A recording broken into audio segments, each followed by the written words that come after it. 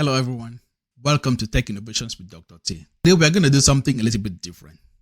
It's about DeepSeek, the AI chatbot from China making waves. But instead of me talking about DeepSeek, I'm going to let another AI talk about DeepSeek, the Google NotebookLM.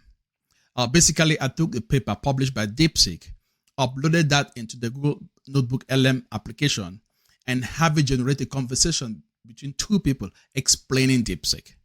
Now you listen and be the judge.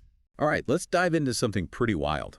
There's this new AI model, DeepSeek R1, and it's shaking things up. We're talking going head-to-head with the big names, like OpenAI, on crazy hard math and coding problems. But the really interesting part, how it got so smart. Yeah, it's not the usual story. Right. So tell me about this different approach to training. Something about not needing mountains of data. Exactly. It's all about reinforcement learning, which is, well, think of it like this. Okay, I'm listening. You're teaching a dog a new trick. You don't give the dog an instruction manual, do you? Not usually, no. More like treats and encouragement. Right. You reward them when they get close to doing what you want. That's kind of how DeepSeek R1 learns. It figures out reasoning strategies by getting rewarded for correct answers. So it's like this brainy dog figuring out complex stuff on its own. That's wild. But wouldn't that take, forever to train? It's faster than you'd think. The model learns what works and adjusts based on feedback, like a student figuring out how to do better on a test after seeing their mistakes. Makes sense. But there's this part in the research about an aha moment during training. Oh, yeah, that's fascinating. It's like DeepSeek R1 realized it needed more time to think. Is that even possible? It highlights the emergent reasoning. It wasn't programmed to pause and reflect, but it learned to do it on its own. Led to better results, too. See, the researchers combined this heavy reinforcement learning with a cold start phase. Cold start. Yeah, they gave it a little bit of high-quality data at the beginning just to get it on the right track, then let the reinforcement learning take over, like a little nudge in the right direction, and then boom, takes off. So it's not just letting it run wild, but giving it a good foundation. Smart. Yeah. But wouldn't skipping the traditional supervised training, with tons of labeled data, make the output messy? Good question. That's a valid concern. But they actually used iterative training to refine the model's output. So it's not just powerful, it's understandable too. So accurate answers that make sense, even without all that labeling. Got it. Okay, but there's this big question. DeepSeek R1 is from China, and we've seen companies from there, like TikTok, face scrutiny over data privacy and security. I see where you're going. So how does DeepSeek R1 deal with that? Well, it's open source. Anyone can examine the code. Think of it like a public recipe for the AI. Anyone can see how it works, check for issues. So it's like inviting everyone to look under the hood. Exactly. This open approach helps address those concerns head on. By being transparent, it builds trust and collaboration within the global AI community. Okay, but here's what really blew me away.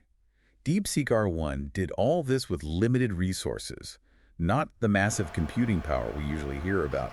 So what's that mean for companies like NVIDIA, who make those powerful AI chips? It's a potential game changer. DeepSeek R1 shows us that clever algorithms and training techniques can be just as important as raw computing power.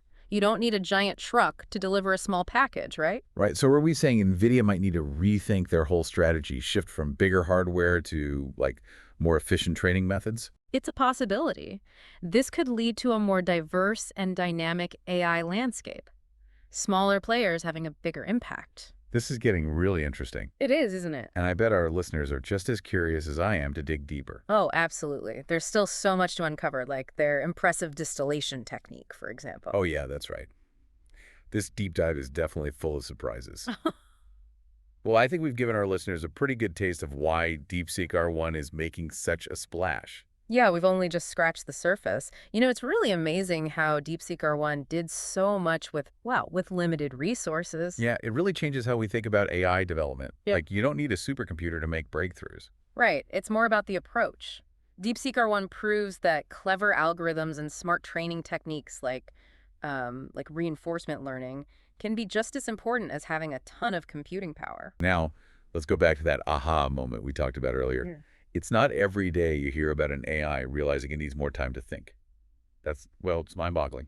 It is, and it shows that this model is doing more than just following instructions. It's actually learning to strategize and improve its own problem-solving process. So like it's developing its own way of thinking. In a way, yes. It's learning how to approach problems without being explicitly told what to do. It's a pretty amazing example of how AI can evolve its own intelligence. That's pretty heavy stuff, though. We've got to make sure we're not losing our younger listeners out there. This is all cutting edge, and it can get complex. You're right. Let's break it down a bit. Imagine you're learning a new video game, one that's all about strategy and solving puzzles. Okay, I can see where you're going with this. Instead of having a step-by-step guide, you're encouraged to experiment, try different things, and learn from your mistakes. That's kind of what DeepSeek R1 is doing. So it's like a gamer, figuring out the best moves by trial and error. Exactly. And that's a powerful way to learn, whether you're an AI or a human. So don't be afraid to explore the world of AI, ask questions, and, who knows, maybe one of you listening will be the next AI innovator. Now, we mentioned DeepSeek R1's distillation technique earlier. Can you explain what that is and why it's so important? Sure. Distillation is basically taking the knowledge from a big, complex AI model and transferring it to a smaller, more efficient one. It's like taking all the expertise from a seasoned expert and turning it into a simple guide that anyone can use. So you're making the AI more compact and easier to use without losing too much power. Exactly. It's important because it lets us run AI on less powerful devices, making it more practical for everyday use. We don't need a supercomputer to do everything. That makes sense, especially as we see AI becoming more and more part of our lives. Right. Distillation helps us bring the power of AI to our phones, our laptops, all sorts of devices. That's pretty amazing.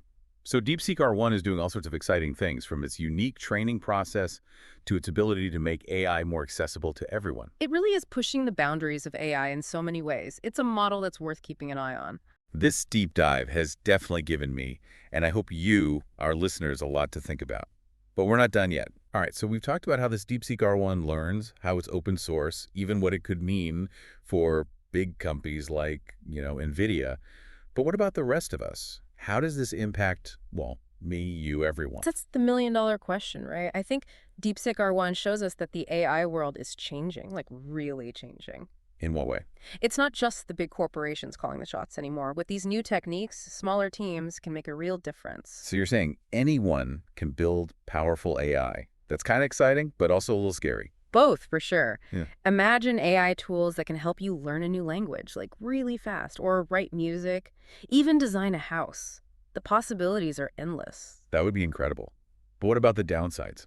What if this AI power falls into the wrong hands? That's a valid concern. It's like any powerful tool. It can be used for good or bad. We have to make sure AI is developed ethically with safeguards in place. So how do we do that? How do we make sure it benefits everyone? Open sourcing is a big part of it. By making the code transparent, we can all keep an eye on things, right? We can identify problems early and work together to make sure AI is used for good. So it's like a global team effort to guide the development of AI. Exactly. It takes open discussions, different perspectives, a shared commitment to making sure AI benefits everyone. And I think DeepSeek R1, being open source, is a big step in the right direction. It's wild to think that this model, developed in China, could spark such a global conversation. It shows you just how connected the AI world is. What happens in one place impacts everyone. And it highlights how important it is to work together, to talk openly, and to share ideas. Well, I think we've learned a lot today. DeepSeek R1 is definitely shaking things up, from its unique training to the ethical questions it raises. It's a reminder that the world of AI is constantly changing, and we can expect even more incredible breakthroughs in the years to come. So as we wrap up this deep dive, what's the one thing you want our listeners to take away from all this? The future of AI isn't set in stone.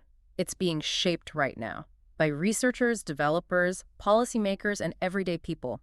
Stay curious, stay informed, and be part of the conversation about how we want to build this future together.